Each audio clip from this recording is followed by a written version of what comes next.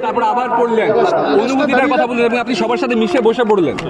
গীতা শুধুমাত্র হিন্দুদের ধর্মগ্রন্থ নয়, গীতা একটি বিজ্ঞান। গীতা যত পড়বেন, গীতা থেকে যত গ্রহণ করবেন, ততই পরিপূর্ণ মানুষ হতে পারবেন। গীতা একটি বিজ্ঞান, আন্তর্জাতিক বিজ্ঞান। আমি 23-এও অংশগ্রহণ করেছিলাম, আজকেও অংশগ্রহণ করলাম। তাছাড়া আমি সাত্বিক পরিবার থেকে আসি। আমার শালগ্রাম, শিলা, তুলসী, গীতা, রামায়ণ, মহাভারত, বেদ, উপনিষদ এগুলো পড়তে হয়, জানতে হয়। কিছুটা আমরা ত্রুটিযুক্ত মানুষ, কিছুটা শেখার চেষ্টা করি। শুভেন্দুদা, তৃণমূল কংগ্রেস তারা বলছে এটাও নাকি রাজনীতির একটা অংশ। গীতা পাঠের মধ্যেও নাকি বিজেপির রাজনীতি আছে, এটা তাদের বক্তব্য। আয়োজকরা তো বলেছিলেন যে মুখ্যমন্ত্রীকেও আমন্ত্রণ করেছেন। মুখ্যমন্ত্রী না এসে প্রমাণ করলেন তিনি প্রকৃত হিন্দু নন।